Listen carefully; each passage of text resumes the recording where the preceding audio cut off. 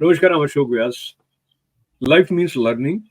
We learn as we go along, and there are events that unfold in front of us which forces us to see the world in a different light.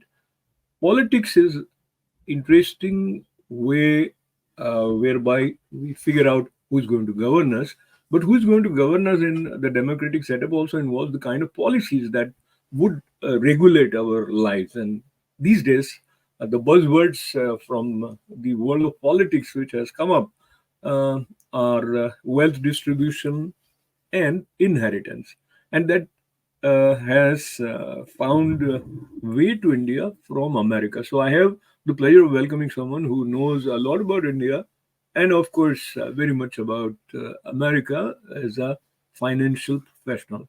So let me take this opportunity of welcoming Paresh ji. Namaste. Thank you for joining Namaste, us, sir. Ashok. Thank you so much for having me on the show. Really appreciate you as always.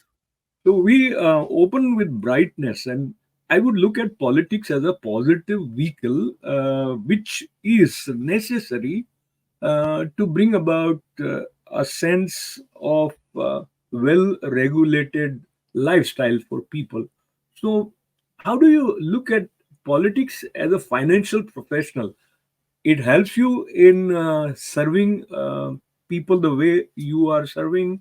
Somewhere it hinders the way you would like to serve.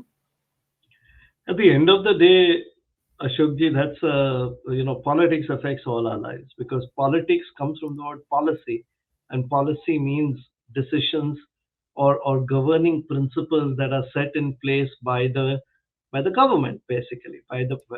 Now they affect all of our lives, so they will affect uh, well, how, on which side of the road we drive, on which side of the where we can eat, and so. But in finance it gets a lot more because right from the time when we go to work and get our first paycheck, how that paycheck is to be paid, what will the government deduct, how much net money will come in our hands, how will we save it, all of that relating to money is set in a certain pattern by the policymakers. And so the policymakers have the ability to change those rules. And therefore, the politics of money becomes probably one of the strongest things out there, determining most political and most uh, uh, public service decisions. Absolutely, and I'm reminded of a very famous song, Mehmood hero था, picture का नाम था सबसे बड़ा रुपया, कि ना बीवी ना बच्चा ना बाप बड़ा ना मैया.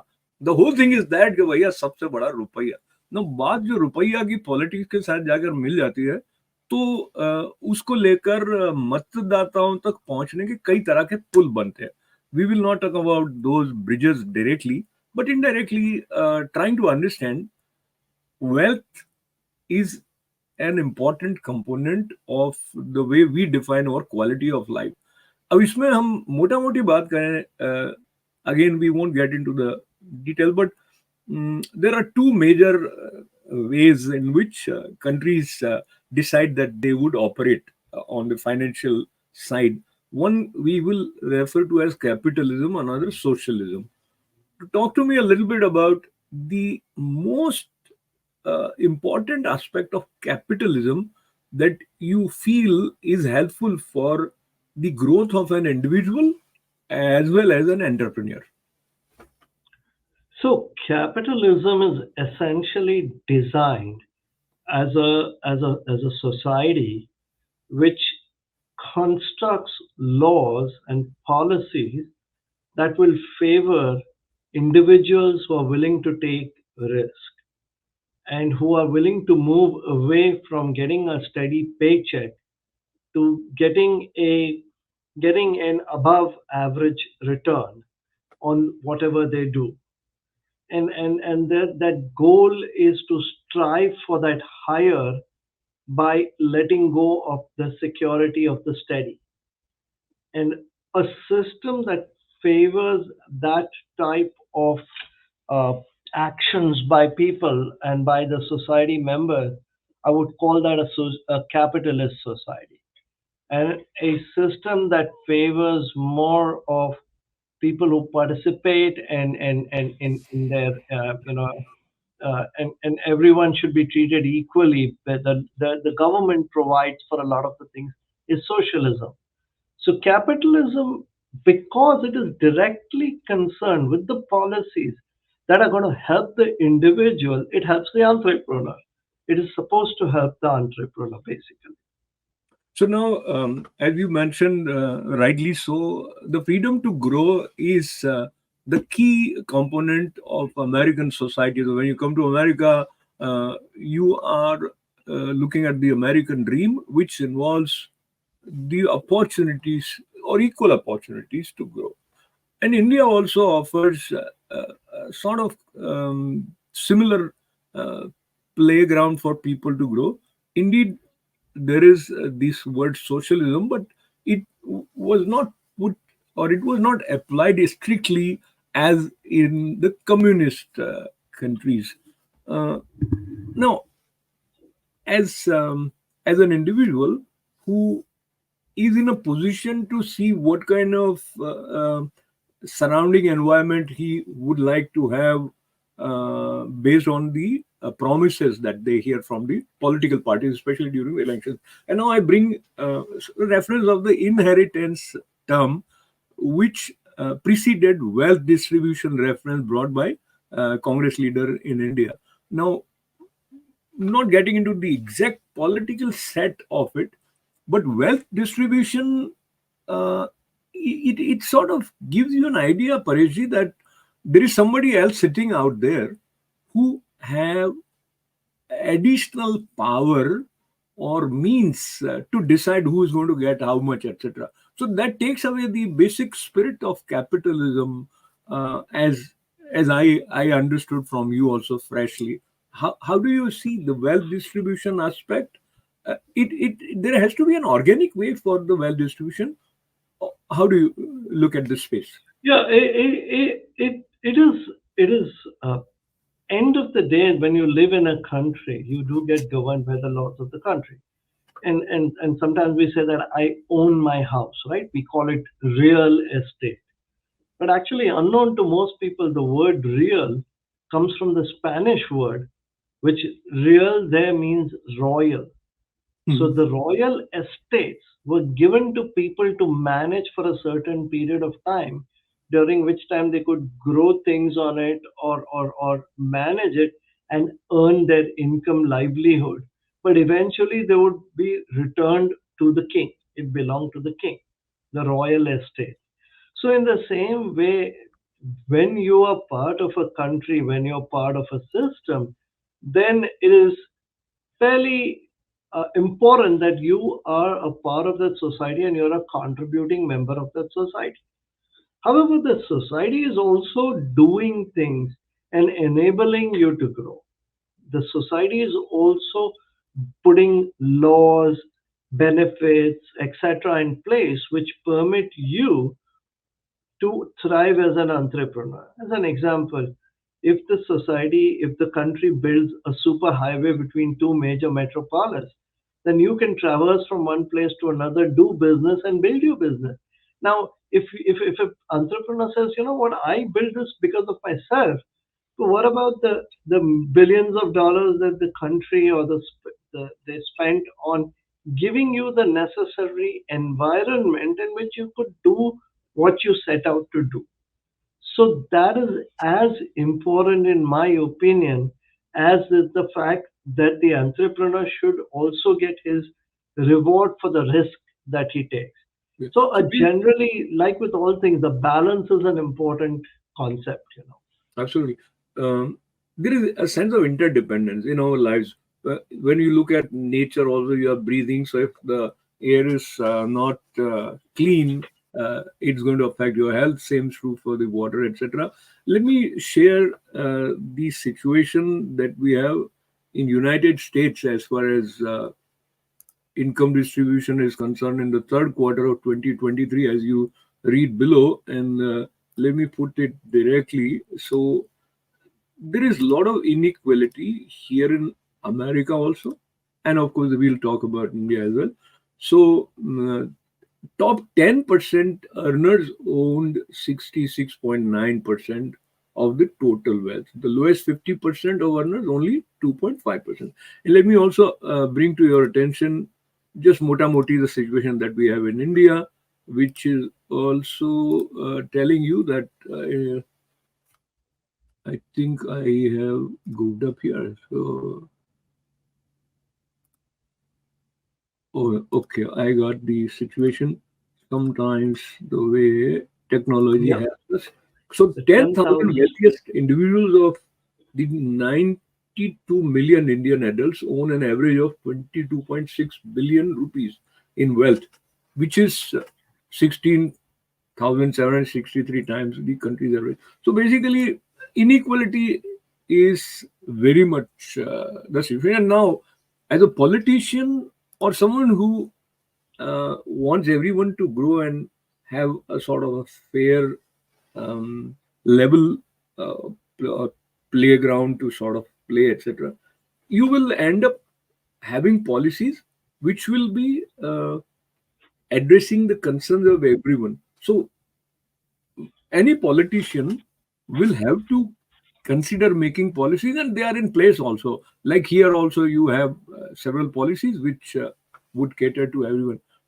As a financial professional, do you see any problem with that, or the way it is implemented? And we are again talking in general.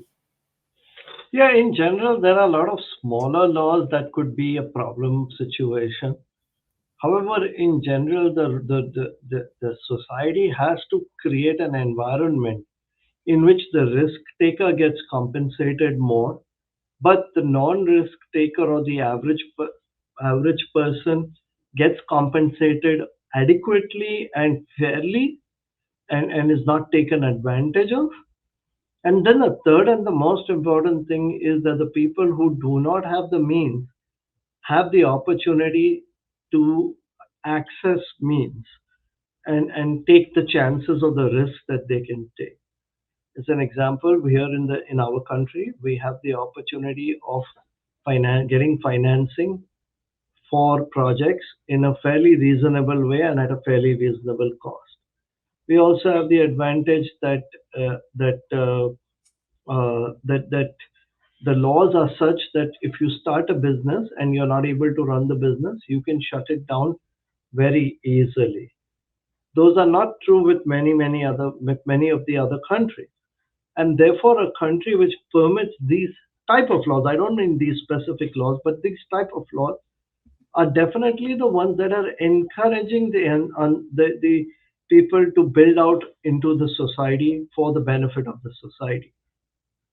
So, as far as the idea of growing economy, growing as an individual, uh, should there be more emphasis on creating opportunities for wealth creation, or um, one should look at these people have more, there is inequality, let's take from them, and probably not look with a favorable or appreciable light to the people who are wealthy.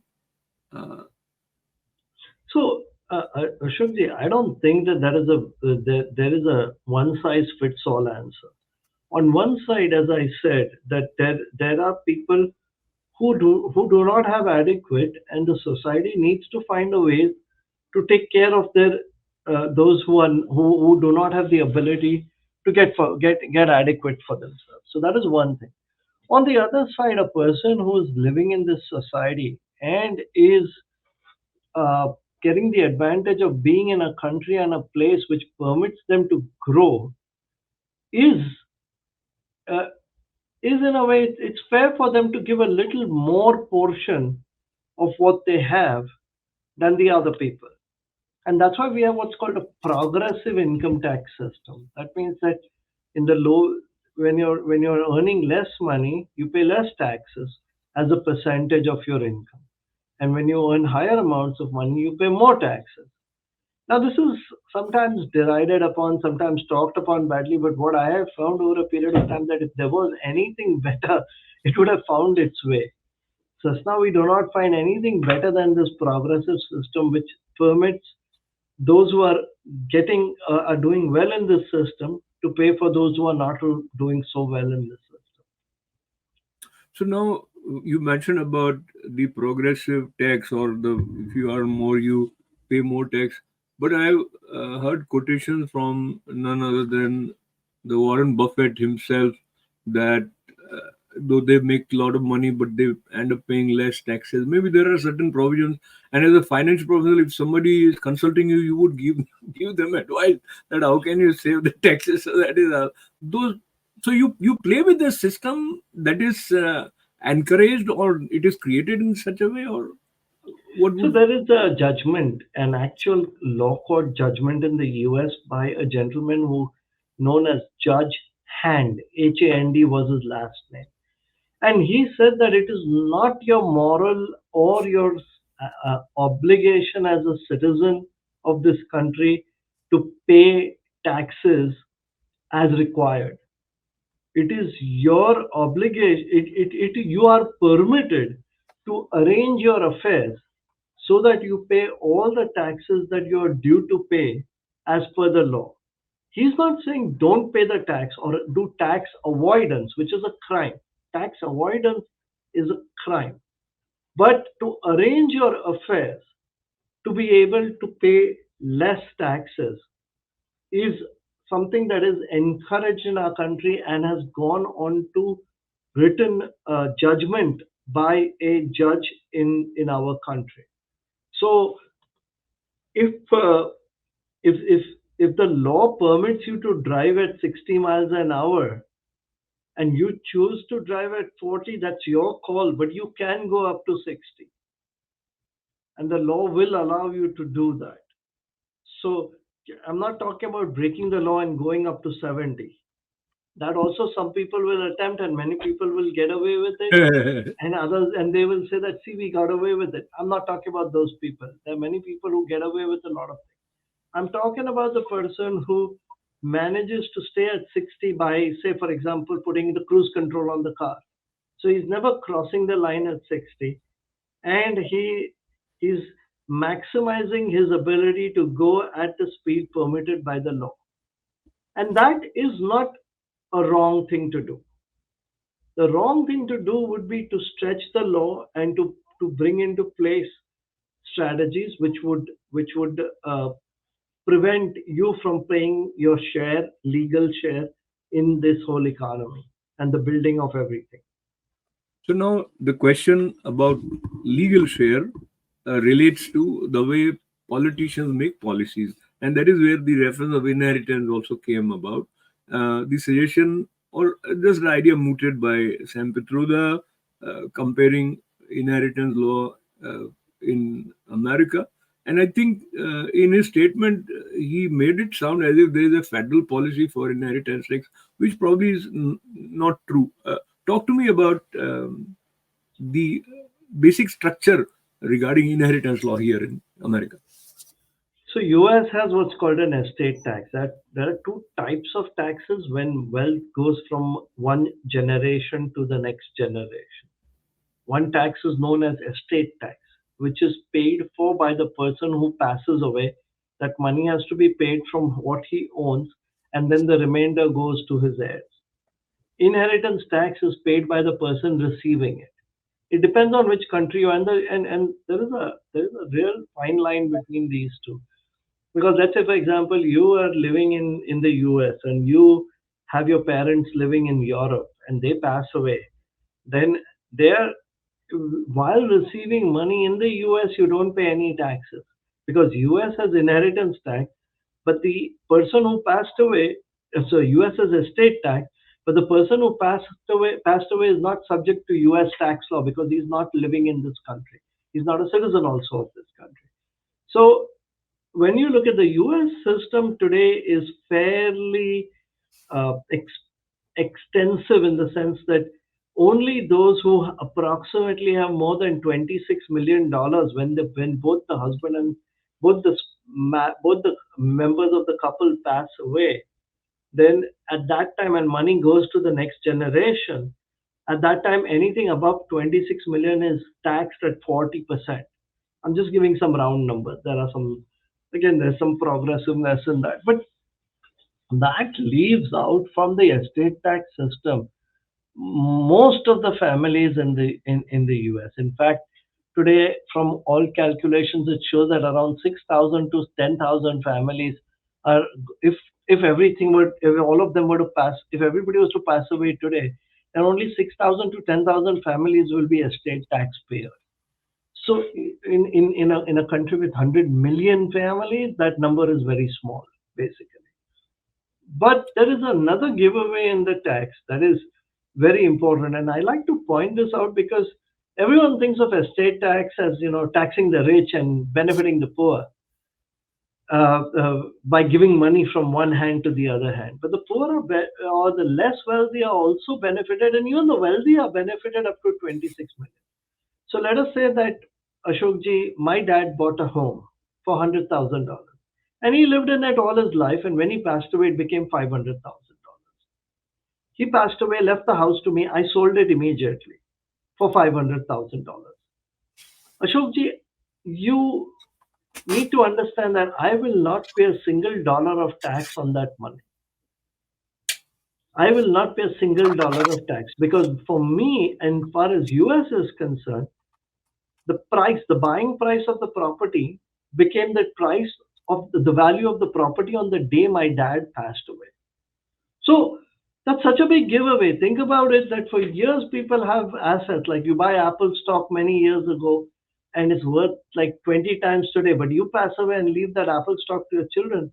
They sell it, they don't pay any tax on it.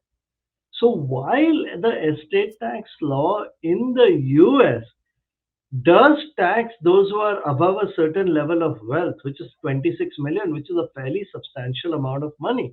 Even if you leave your kids 26 million, let's say you have two kids and you leave them 13 apiece, that's substantial amount of money. It's not necessarily enough. It depends on your lifestyle, but that's good amount of money. And above that, you're going to give a portion to the government. Again, I don't like to use this political system, but this man, he says that the government grabs your money That's right. 55%. That's what he said. And the government is not a grabber. In fact, they are they were very fine laws in which actually, in a way, they're permitting people to retain more up to a certain level. And above that, they come in and they take a portion. And again, it does not permit you, it does not prevent you from arranging your affairs. So even that amount can come down. So now, So yeah, sorry, yeah, you so know, just to add, it's not as bad as people make it out to be. It's not good, but it's not as bad as just like saying, hey, 55 cents on every dollar is just taken away from your hand. so now you gave us an example of Europe and America, and now let's take the example India and America, because there are many Indian Americans who have their ancestral property in India, and they get it as they inherit it. So, how the current law structure uh, It's a very works? interesting question, Ashokji. Let's say that somebody's father was in India and had $100,000 property. That person passed away and had a $500,000 value when they passed away. Well, India has some laws whereby they increase the value to there is some factors that they have, and they have something called 2001 value, and then they add an inflation factor every year. And based on that, and I don't operate in that society, so I don't know the law. But then they have, based on that, you have to pay the tax, and then there are some means whereby you can invest into the government of India and then not pay tax on some amount of the money for a period of 5 years or some 3 years or 5 years. I don't know exactly. So there they have their method.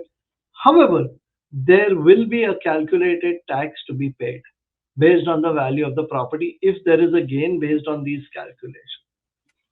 But that same, because the person inheriting is here and he's selling the property, he has no tax to pay by US because his value, if he sells it, first he inherits on day one and he sells it on day two, then the day he inherits, that is the price, his buying price, the value of the property on that day.